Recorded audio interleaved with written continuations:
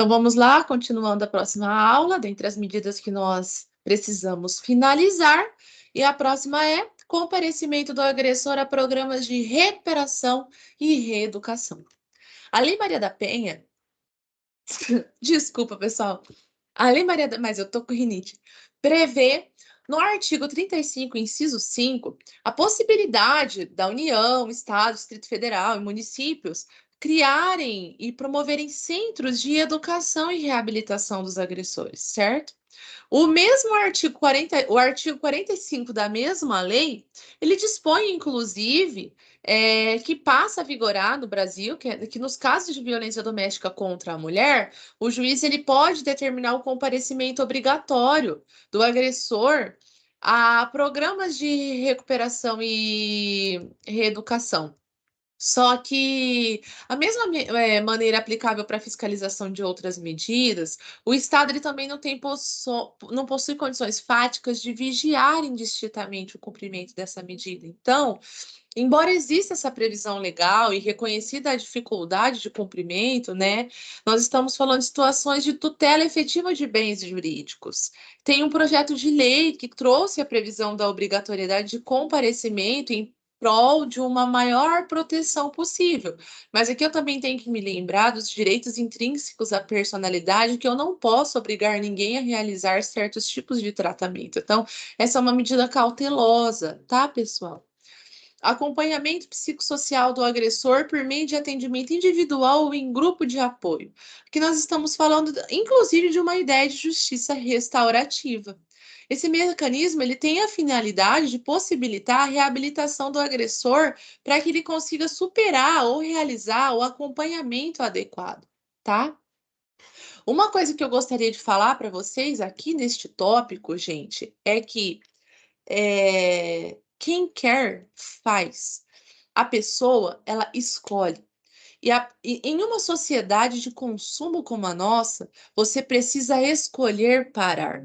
Enquanto você escolher de forma reiterada continuar, seja com uma conduta, com um hábito de compra, com um vício, com a bebida, com o cigarro, com uma traição em um relacionamento. Enquanto você escolher permanecer, você vai escolher reiterar.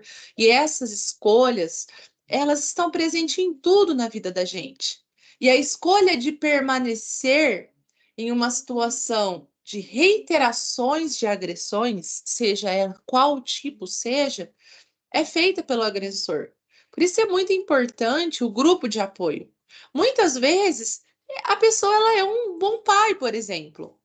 É uma boa pessoa para se conviver. É um excelente profissional. Mas aquela conduta, em razão de um desvio psicológico, em razão de uma perturbação psicológica, de uma perversão, ela permanece. E é isso que precisa ser tratado, para que a pessoa consiga ter um relacionamento não violento, para que ela consiga escolher parar. Enquanto ela não escolher parar e escolher permanecer, ela nunca vai conseguir ter um relacionamento próspero, um relacionamento duradouro, puro, um relacionamento conforme os padrões de relacionamento que ela escolheu ter quando ela conheceu aquela pessoa, certo? Então, nós precisamos trabalhar esse quesito de recuperação do indivíduo para com ele mesmo e para com a sociedade, para que ele não se envolva novamente na seara de violações de medidas, incorra em outros tipos de crime e trabalhe de forma preventiva situações de violência, correto? Agora vamos para o tópico 8, que são as medidas judiciais para a efetivação da Lei Maria da Penha. Além das medidas que nós já trabalhamos, também é possível o quê? Que o juiz aplique medidas de proteção para ser cumpridas pela vítima, para garantir a sua integridade. É isso aí. O juiz pode fixar para a vítima também, além de outras medidas judiciais, patrimoniais, existenciais, tudo em prol do quê? Da efetivação das medidas protetivas, certo? Essas medidas, elas estão no artigo 23 e 24 da Lei Maria da Penha. O artigo 23, ele diz que o juiz, quando necessário, ele pode encaminhar a ofendida e os seus dependentes para programas oficiais de proteção ou atendimento. Ele pode determinar a recondução da ofendida e dos seus dependentes ao domicílio após o afastamento do agressor, determinar o afastamento da ofendida do lar, sem prejuízo dos direitos relativos a bens, guarda e filhos. Inclusive, hoje nós temos até casas destinadas ao acolhimento de vítimas de violência doméstica, né? E dos seus filhos. Por um tempo determinado, é claro, mas para que ela se restabeleça e consiga retornar ao lar. Pode determinar a separação de corpos, a matrícula das crianças, dos filhos, né, nas redes ou instituições de saúde, de educação, que é uma determinação, isso daí já do governo federal, a obrigatoriedade de matrículas. Conceder à ofendida o auxílio aluguel, com valor fixado e em razão da sua situação de vulnerabilidade social. E o artigo 24 ainda traz que pode ser determinado liminarmente a restituição de bens, proibição de celebrar atos ou contratos de compra sem autorização judicial, suspender procurações que estavam conferidas para a ofendida ao agressor, pela ofendida ao agressor, prestar caução, medidas de depósito judicial, por perdas e danos em razão da violência. E o juiz, ele tem a obrigatoriedade ali do quê? Então, de oficiar o cartório competente, quando ele determina isso envolvendo, por exemplo, um imóvel, comunicando, né, para que se averbe a situação do procedimento tramitando, envolvendo aquela pessoa física, certo? Nós temos todos os casos aqui para serem analisados de uma melhor forma, mas em razão do tempo, eu não vou me ater a explicar ponto por ponto, tá?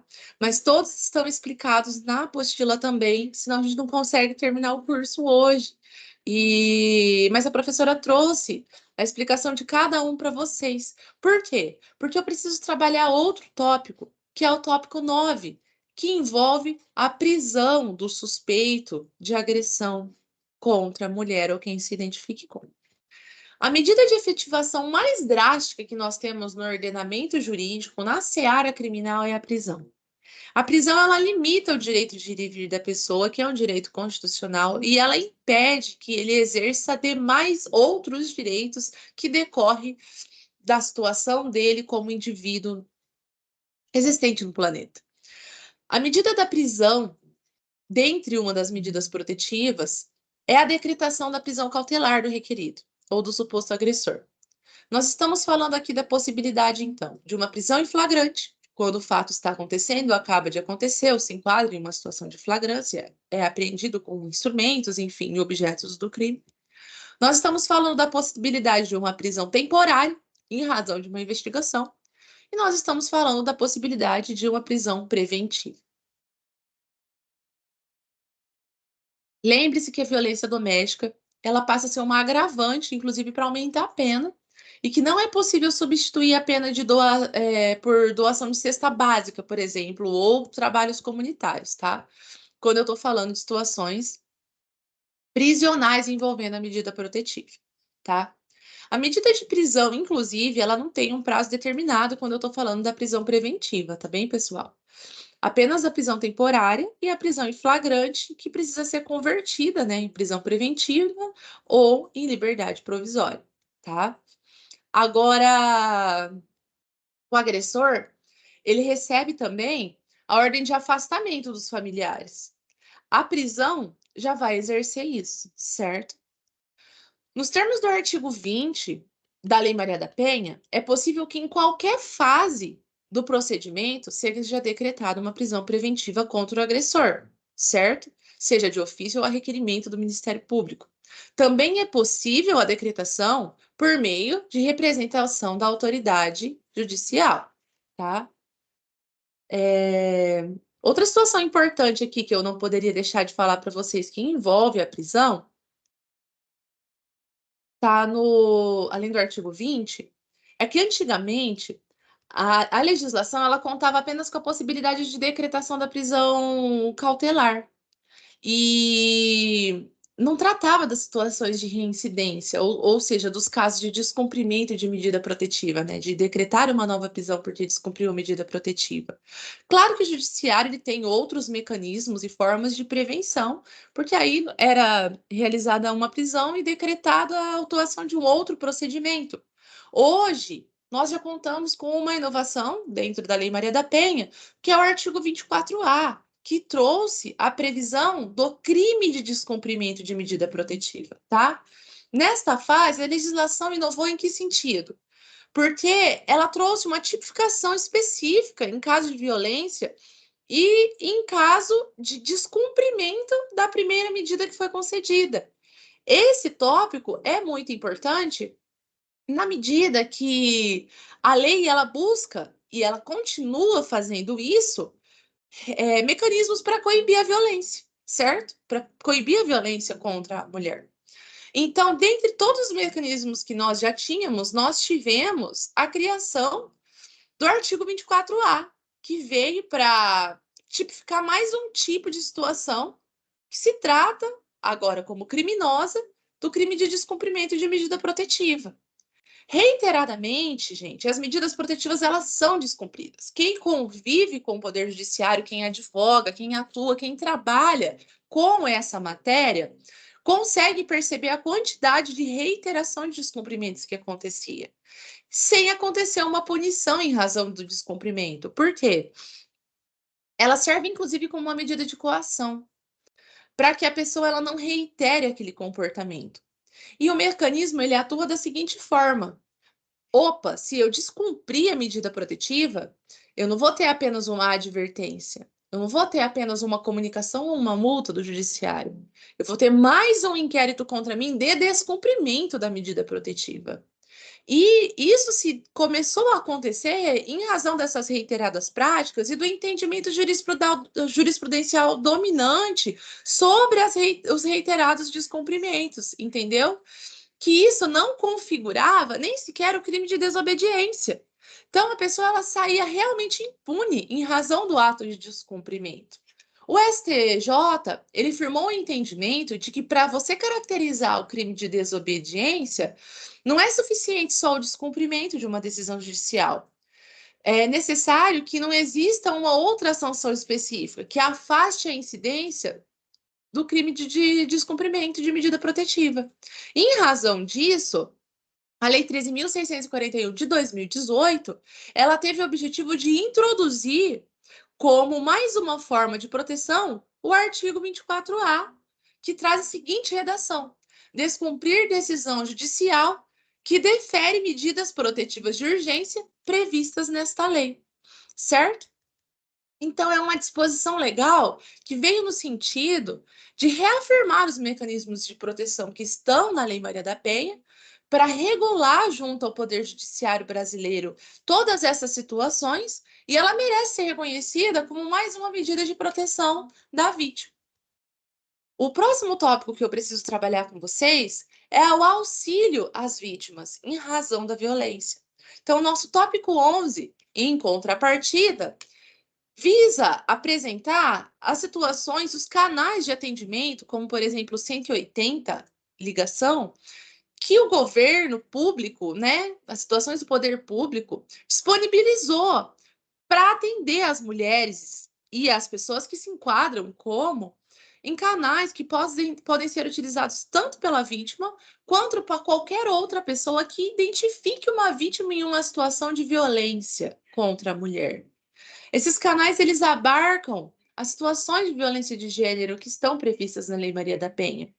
E isso buscou uma atuação da federação para implementar, inclusive, novas medidas estatais e municipais. O município é a linha de frente de contato com as mulheres, certo?